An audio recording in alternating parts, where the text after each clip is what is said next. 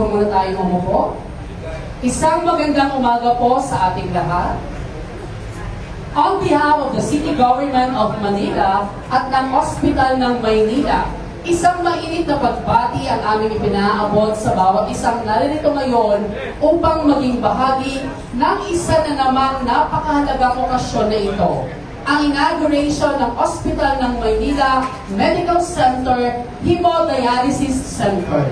Ngayong araw, hindi lang po tayo nagbubukas ng isang bagong pasilidad, kundi ipinagdiriwang din natin ang panibagong pag-asa para sa ating mga batang Maynila. Ang Hemodialysis Center na ito ay isang malaking hakbang para maihatid ang accessible at dekalidad na serbisyong medikal sa lahat ng Manilenyo, lalo na sa mga lumalaban sa sakit sa bato. Ito ay malinaw na patunay ng malasakit at dedikasyon ng ating pamahalang lungsod sa pamumuno ng ating butiing alkalde Francisco Isko Moreno Dumagoso na unahin ang kalusugan at kapakanan ng bawat mamamayan. And to start, may I request everybody to please stand up for our Philippine National Anthem, followed by a prayer to be led by Sister Mary Jan Rosines, College of Nursing Professor at Universidad de Manila, at ang awit ng Maynila. Mga kababayan, ang pambansang awit ng Pilipinas. Kayang magiliw sa sinamanan, alam ng puso sa higit ko'y buhay.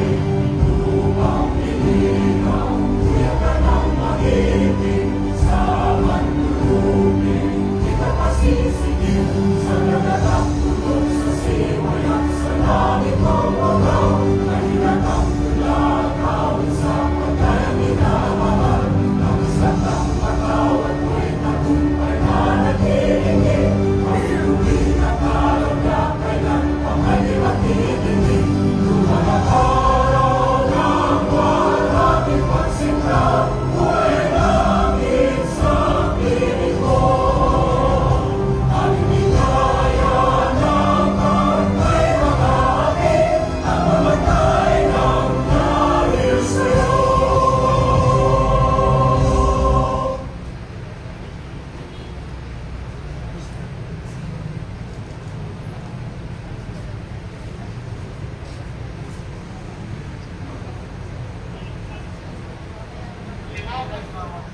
In the name of the Father, and of the Son, and of the Holy Spirit, Amen. Let us put ourselves in the presence of the Lord. Heavenly Father, we thank you for this opportunity of gathering us together as one family to celebrate the inauguration of our hemodialysis unit. We thank you, Lord, for the blessing of another blessing of our city, the improvement of our hemodialysis unit. And also we ask for all the blessings that we receive in the city and also in the Hospital ng Maynila. And also, Heavenly Father, we ask you to bless all of you who are present here to celebrate with us. And we ask you this through Christ our Lord. Amen. In the name of the Father, and of the Son, and of the Holy Spirit. Amen. Good morning.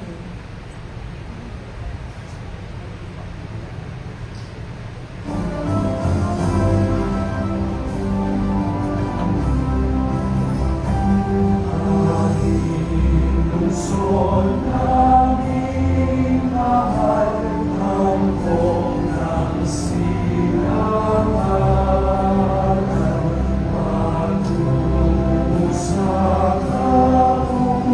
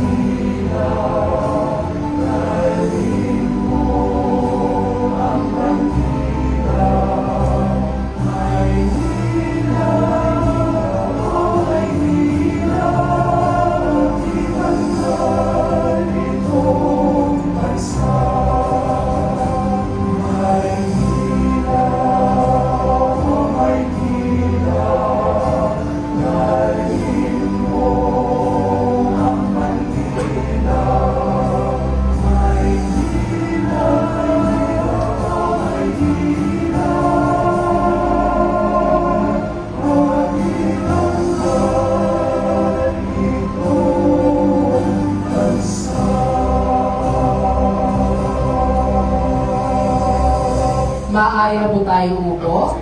Muli po, isang magandang umaga po sa bawat isa. Maaari po ba akong makahingi ng isang malakas na palakpakan dyan? Maraming salamat po. Siyempre, I would like to acknowledge the presence po ng mga tao kasama po natin ngayong umaga. Ang ating minamahal na alkalde, palakpakan po natin Mayor Francisco Isko Moreno Dumagoso. Our Vice Mayor Chi Atienza. Ang ating pong mga konsehal, kasama po natin Councilor Bobby Espiritu, Councilor Che Borromeo, our Majority Floor Leader, Councilor Monyo Pangco.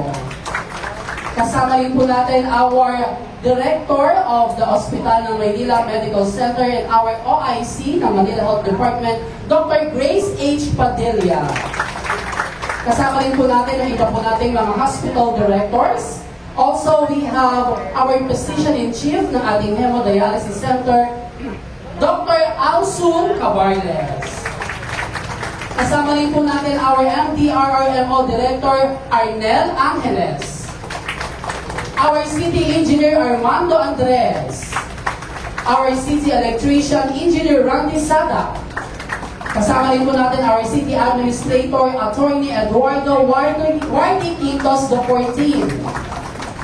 Our MTPB Director, Director Dennis Viaje. Nasa likod din po, our City Treasurer, Attorney Paul Vega. Parks Development Officer, our Office Director, Mark Delfin. Our DPS, OIC, Sir Kenneth Amorao. And our Secretary to the Mayor, Mr. Manuel Zorcal. Kasama rin po natin ang Assistant Regional Director ng DOH, Dr. Karen Fernandez. Former DOH Regional Director, Dr. Maria Paz Corrales. We have also our representative from PhilHealth, Ms. Yvonne Fernandez. Kasama rin po natin mula sa Boys and Paints, Mr. Mac Cruz. Ang ating mga barangay officials ng Zone 78, ang ating mga punong barangay, at ang Hospital ng Maynila doctors, nurses, and staff, maraming salamat po sa inyong lahat. At bilang pagpapatuloy, I would like to give you for her opening remarks, the Officer in Charge of Manila Health Department and Officer in Charge ng Hospital ng Maynila Medical Center, ladies and gentlemen, Dr. Grace H. Padilla.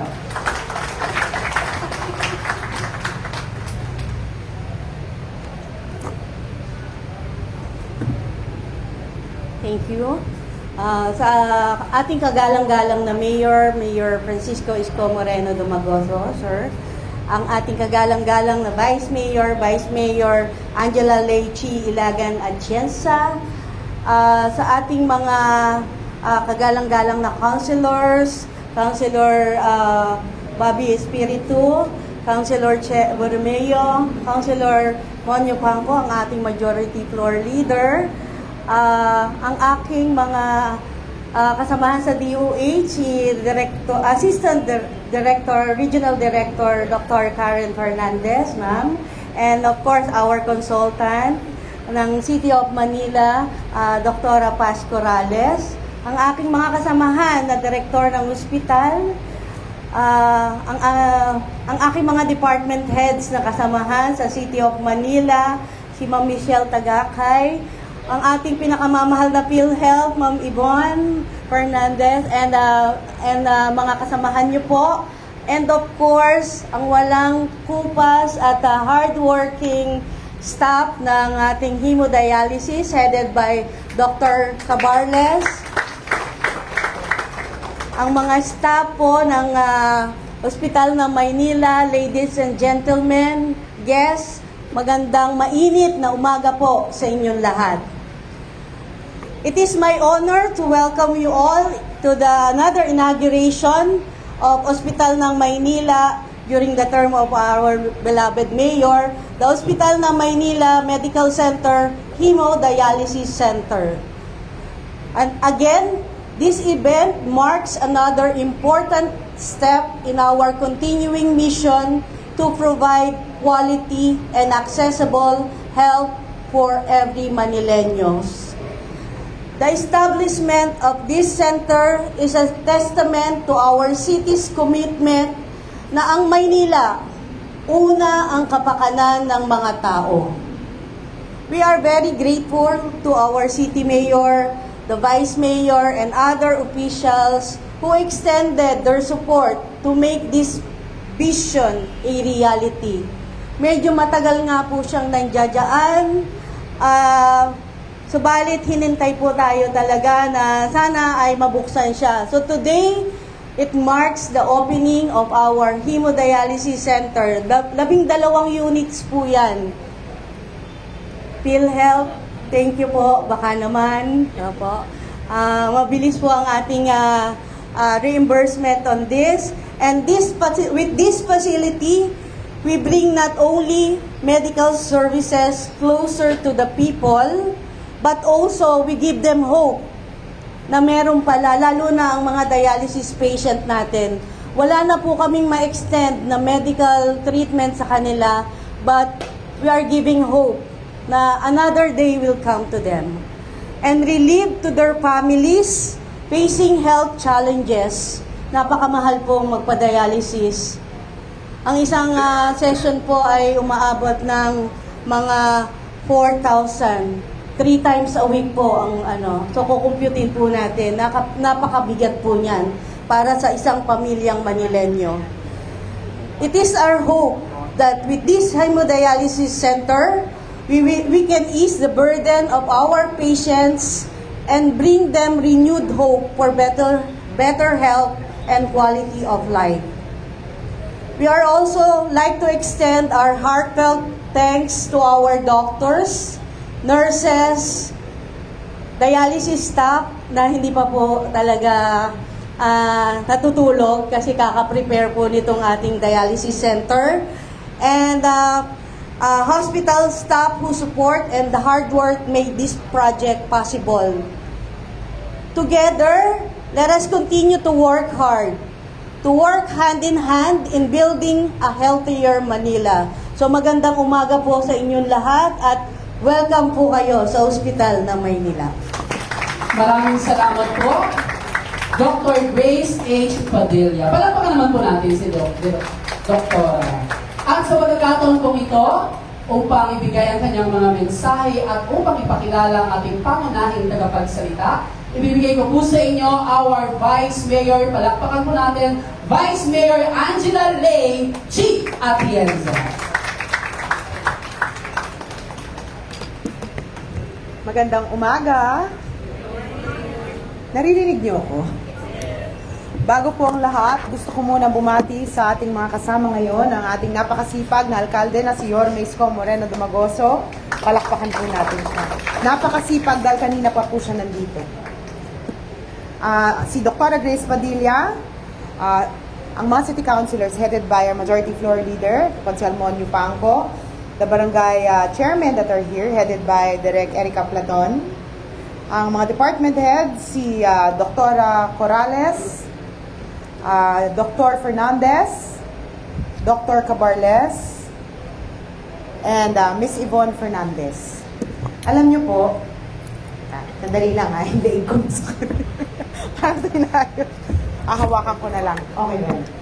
Alam niyo po, nung nag-uumpisa kami ni Yorme dito sa kampanya, very consistently sinasabi po namin na magiging prioridad ng administrasyong to ay ang pagbibigay ng minimum basic needs sa mga Manileño. And as we entered this administration, we were faced with a lot of financial challenges. But I realized that 3 months into this office, mukhang gumagana na po talaga ang gobyerno. Kaya palakpakan po natin ang ating napakagaling na alkalde. And he stayed true to his word na magiging prioridad ang health dito sa Maynila. Kung malalaman natin, 3 months or almost 3 months into office, 4 na pong health centers ang naayos ng ating alkalde. Meron na tayong cath lab. Ngayon naman meron tayong gumagana at mas maraming mga dialysis machines dito sa Maynila. And so with that, I strongly believe that the plan and the vision of our mayor matutuloy po. na balang araw ang Maynila ay totoong magiging parang Singapore. Kaya naniniwala ako na sa maayos tayong mga kamay sa pamumuno ng ating alkalde. Nandito po ako para i-introduce ang ating alkalde, which alam ko kilala natin lahat na. Pero gusto ko lang i-share sa inyo. Nang tambalan po namin ni Yorme, nag-upisa nung siya po ay tumatakbo bilang konsehal ng Maynila. Dahil nung siya ay tumatakbo ang konsehal sa Tondo, ako naman po ay tumutulong sa aking ama, nire-represent ko po siya nung siya ay tumatakbo bilang alkalde. At doon ko po nakita ang katatagan ng kanyang puso at nakita ko talaga na ang ninanais niya ay makatulong sa buhay ng bawat Manilenyo.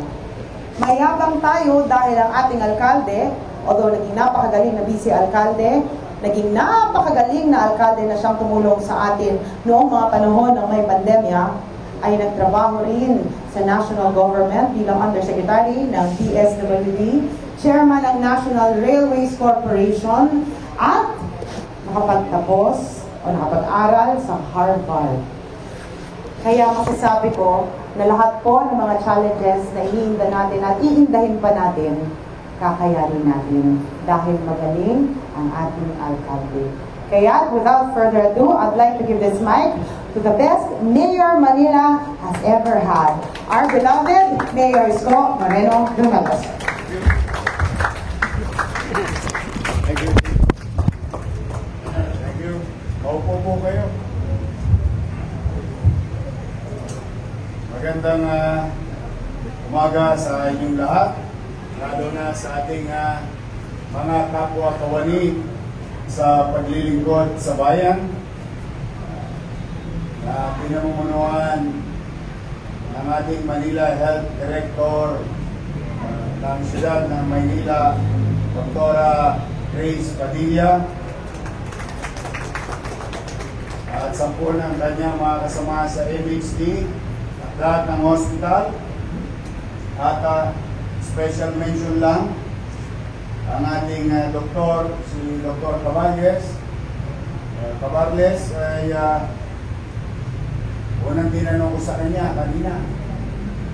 Sabi ko, kamusta yung makina? Sabi niya, Lamborghini daw. Kasi Santa Ana, yung binili natin, sabi sa akin nung doktor doon, Metro, sir, yan po yung Mercedes-Benz. But I'm happy, metaphorically comparing this type of medical equipment that normally available sa mga pribadong institusyon, but ma-access ng ating mga mamamayan sa lungsod ng Maynila.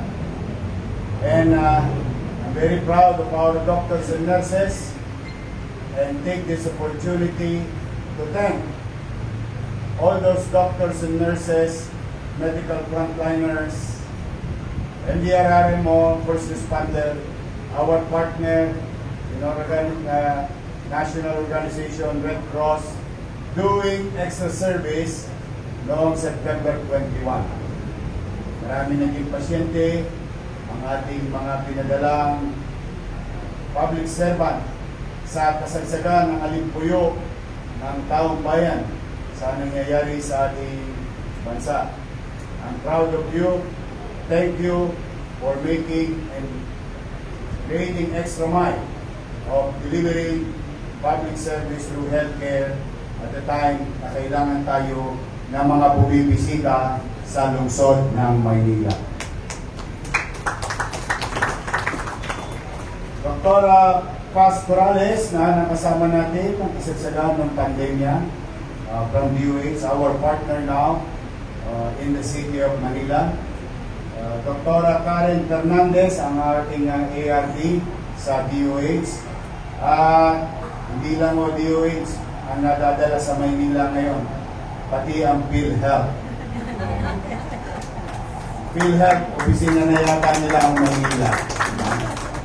Thank you very much sa ating PhilHealth family, DOH family, working hand in hand with them, your city government, to assure and fulfill our commitment to deliver healthcare program to every citizen. At kanina, matapos kami, o nga pala, walang pasok bukas ha, sabihan nyo na sa mga kaanak ninyo. Matapos kami mag-NDRRMO meeting kanina, I talked to random, talk to patients passing by the lobby, in every floor na makita namin sila. Natutuwa ako, parang diliw na diliw sila ngayon sa pampublikong ospital ng lungsod ng Maynila. There is this one chairman, nasa lubong ko sa lobby, Yorme, galing ako MRI. And he's very happy receiving the result of the diagnosis. I'm happy when you see smile and hope in their faces. At wala siyang postgas. Bahala na pinlet sa kanya. I'm really happy when you see a patient going out from our institution or healthcare institution, that when they see hope. That's why I always thank my partner in our policy direction, in governance, our city council, headed by our Vice Mayor Chi Atienza, and through the leadership of Councilor Mon Yupanco as our majority floor leader, and Che Borromeo here, veterano to, kabats ko pa to. Che, 30 years ka na rin namin sa public service. Huwag ka mag-alala, nauna lang namubos yung buhok mo. Sunod na ako. And of course, Councilor Bobby Espiritu. Our directors in the respective hospitals. Lipuanan, kamusta yung OPD mo? Okay naman. Happy ako kasi when we unclog patients, the turnover is fast and better. And to achieve that, we have to create pockets or even create another institution, healthcare institution, healthcare pockets in the community so that our hospital will just focus on individuals who may need other medical attention para hindi na sila lahat papunta sa ating hospital at nahihirapan silang pumila. By October 1, kung meron man taga Sampaloc dito, we're gonna groundbreak the development of new emergency room for our people in Sampaloc. Now, maraming salamat nga pala, Boysen. Ito ba yung mga taga Boysen? Ayan. Because of them, and of course, the city engineer, DPS, the mess happened in Moraita and Recto and portion of Locon, UDM, imagine mo pati eskwela, and the bridges in the city. That's little resources ng city plus resources ng private sector. Maliwalas na po muli ang Moraita Recto area. Kaya maraming salamat, Boysen. Yan mo, ganda ng pintura ngayon. Laway-laway lang yan. Inusog ko lang yung Boysen. Usugin. Thank you very much. Ngayon, mas maliwalas, wala tayong gastos, para-paraan lang, availability lang. So, again, I would like to give credit also to our Congressman Erwin Cheng. Palakpakan natin siya. Meron lang siya na session ngayon na inahanda para mamaya. But thanks to him also. To our Barangay Chairman, Kagawad, Secretary Treasurer, maswerte kayo dito sa zona na ito. Isang kembot nyo lang. All diagnostic machineries. Kung may vampira pa na sa inyo, may blood bank ako para sa inyo. Maswerte kayo sapagkat kalapit bahay nyo lang itong mga klaseng pasilidad. After today, we are going to continue to extend a day, every single day, for our dialysis patient. I, for one, when I was Vice Mayor then, nakita ko yung hope na hinahanap ng tao na siya ay patuloy na lumaban sa sakit o karamdaman kanyang nararanasan. At bawat piso na malilikom ng isang dialysis patient at umabot sa takdang gastos ng kanyang bayarin para siya'y makapag-dialysis lang sa isang araw, ay ginhawa na sa kanya dahil natutulungan na naman ang buhay niya. This facility will deliver and extend the life. Nobody can give us guarantee who's going to live or die. Maybe some of you tomorrow, some of us. Yeah? You'll never know. When is when? Only God knows. But today, we in the government must be efficient, must be practical in utilizing whatever is left and convert it into delivery of services. Ayan, hemodialysis niya, araw-araw na gagawin ng Diyos. Bawat pupunta dyan, may dagdag na araw para sa kanila. Kaya pumanatag kayo, mga Batang Maynila, mga chairman, kagawad, Secretary Treasurer Tanod, we'll do our best. We will not stop. We will continue to invest on 4 things under the MBN rule, or what you call minimum basic needs: housing, education, healthcare, and jobs.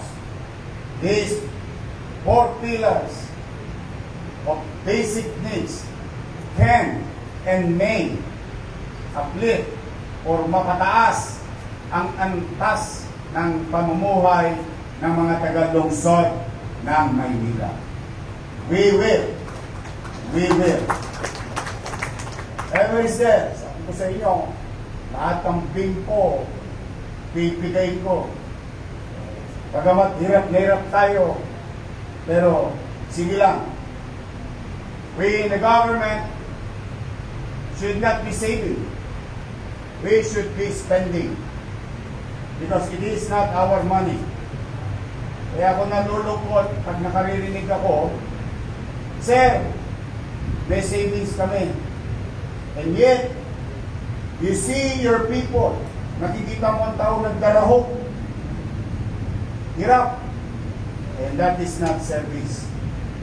We in the government, we are not a saving bank o savings bank. Hindi kami para mag-info. When you say and use the word of savings in government is efficient expenditures. Sabihin, sa bawat piso na ilalabas mo, dapat yun ay tumutugon sa social services or social perennial problem. That's how we are doing it, and I hope you continue to be with us, our doctors and nurses. I'm proud of you. Balita ko, bibili niyo ako ng kape. Pando daw kayo ngayon. Masaya ako sa mga non-medical and medical. I hope nadali nyo na yung extra konting porbensyo para sa lahat. Huwag kayong mag-alala. Hindi matatapos ang taon nito, liligaya kayo muli.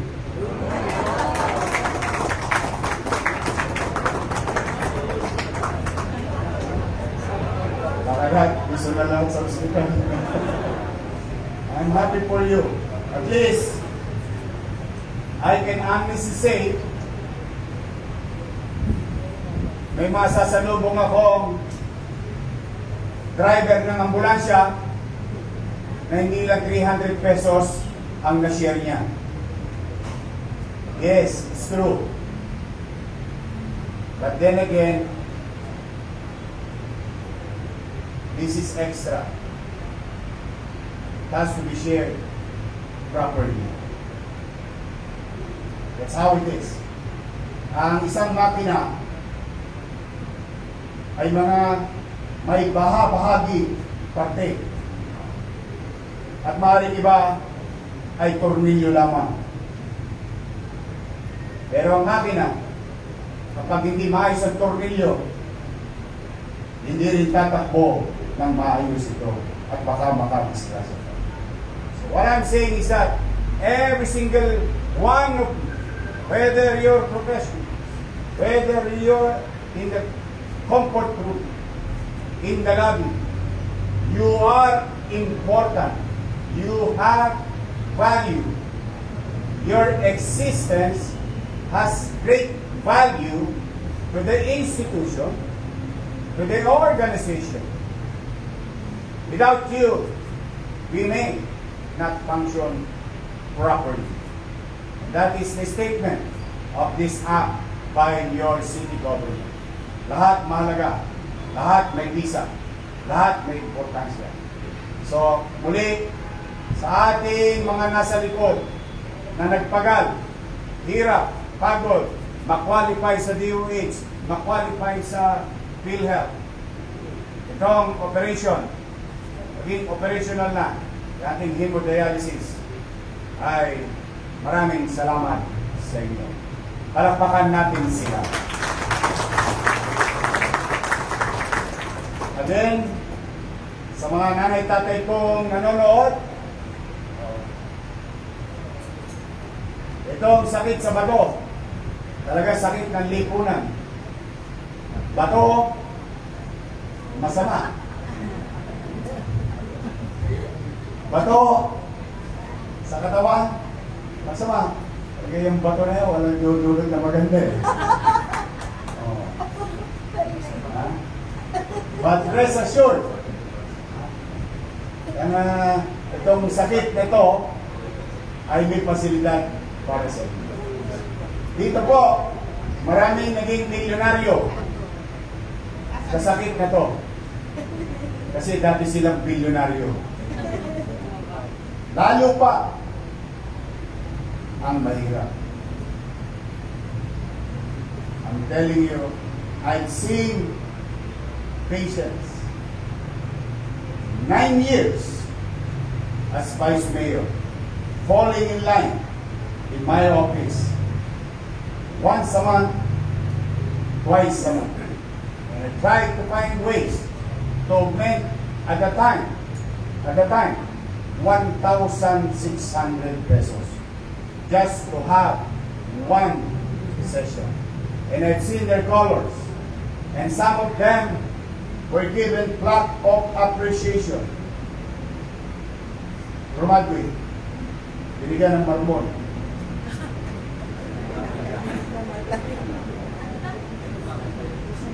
I'm trying to lighten up the situation because that's how terrible it is. Kaya hindi po pwede umabsent. Di bali ang eskwela, walang pasok. Pag dialysis time mo na, kailangan pumasok ka. That is very important. Kaya hindi simpleng salita yung sinabi ko ng nauna na bawat araw natutungo ang isang pasyente rito ay isang araw na buhay nga idoktor sa kanya. Now, and let this be spread. Mayaman, middle class, mahirap, welcome po kayo sa ospital ng Maynila. Wala tayong pipiliin, wala tayong sisinuhin. Ang may sakit, tugunan. Now, I know some of you pagod, puyat, hirap, nag-16, nag-18 oras, duty, pagod kayo. I know, it's hard. I know the feeling. Buti yan, di ko alam kung naka-experience na kayo ng 72. Because there are times during the pandemic time, 72 hours. Hindi ko pa nabibreak yung record ko. Kasi the last time, 48 hours lang ako. I know it's hard. Lalo na psychologically and emotionally. Of course, physical. But if I am not asking too much to our medical frontliners, can you just smile? Let's just use a simple actuation, a simple muscle, control of your muscle in your face, and show your teeth to a patient, although pagod ka na. Alam mo, yung smile is a universal language of showing empathy and understanding and care and love. Without even touching the patient yet, when you show your smile, you are willing and showing that you understand their situation. Kaya sa mga nurses o other medical fields, ngitian nyo naman yung mga pasyente ko. Malay nyo, dalaga kayo, makakita kayo ng pogi. Sa ngiti pa lamang, magkahinlaban na kayo. But kidding aside, I would like to remind you again, the day you decided, that very moment of your life, when you decided, I want to join government, I'm going to join government. Imagine that, remind yourself of that moment. Why did I join government? I joined because I want to deliver public service. Yun lang. Itiyan nyo lang. Wala na ako ibang hiningi sa inyo. Basta kung ano, what is due for you, gagawin ko lahat ng mga kaya ko. What is due for our people, I'll do my best. Simple smile will erase everything for you. So muli, congratulations to the leadership of Manila Health Department, Dr. Grace Padilla. Sa inyo lahat, mag-iingat kayo. May bagyo mamayang madaling araw. Maaaring hindi pa natin maramdaman ang lakas, pero sigurado ako, hanggang Sabado, babayuhin tayo. At may bagyo man o wala, basta umulan, baha ang Maynila.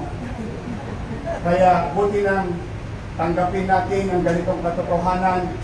Ginagawa naman ng paraan ng inyong pamahalang lungsod at ang national government, now coordinating with your city government.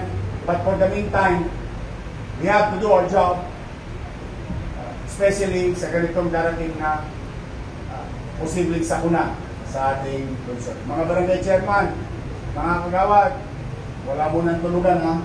Ang kabayanan ninyo ang inyong barangay kasi lalong-lalo na mamayang madaling araw. Better be ready. Ano yung sabi ng doktor?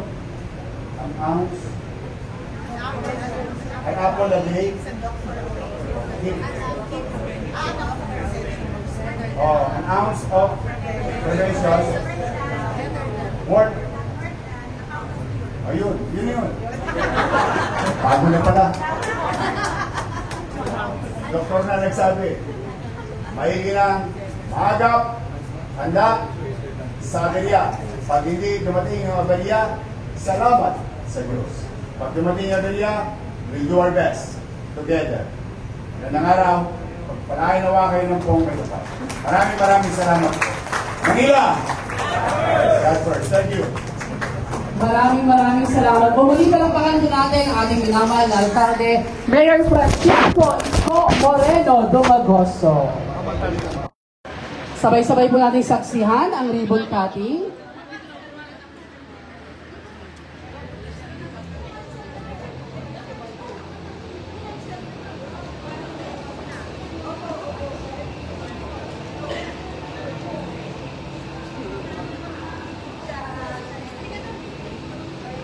Saksihan po natin ang ribbon cutting at ang mga siyempre ng ating ibigin alkalde, sa ating minamahal na Vice Alkalde, Dr. Grace Padilla, Dr. Alsun Corrales at ang ating mga kasamahan from DOH, at ang ating mga counselor. Siyempre kasama rin po natin ang ating Thank you.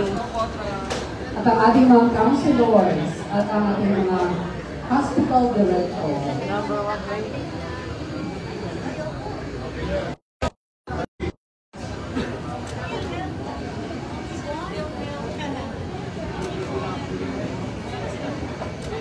Miss Yvonne, computer.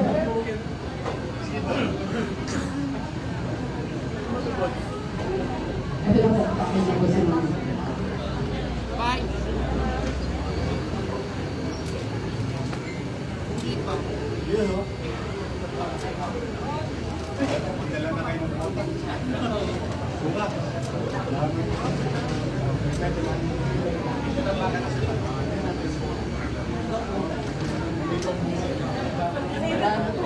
Meron ba sa mga ibon?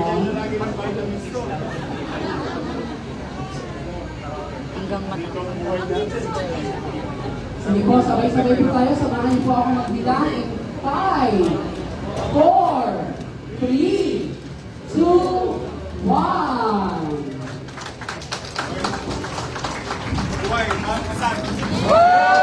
Anak na pong bukas ang ating Hero Dialysis Center dito po sa Ospital ng Maynila. At sa ating bahagi po ng ating graduation ngayong umaga, maraming salamat po sa inyong lahat. Sa ating mga sa ating po mga officials ng Zone 78, ang ating mga doctors and nurses, ang mga staff ng Hospital ng Maynila, sa ating mga bisita, maraming salamat po sa inyo.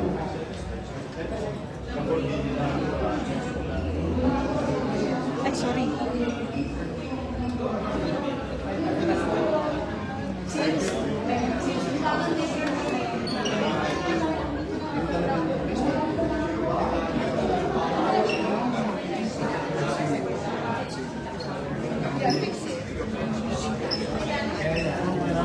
Kirahin ko sa ano.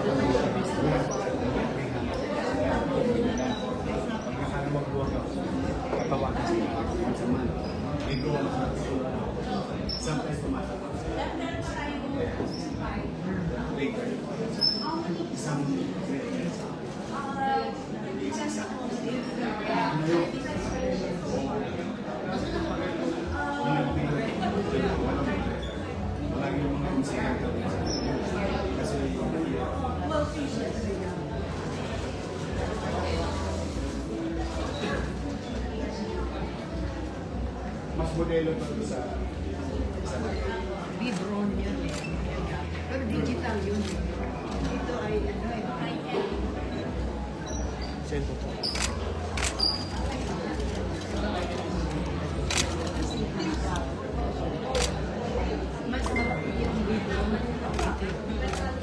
Basta, hindi na naman kunan yung makina.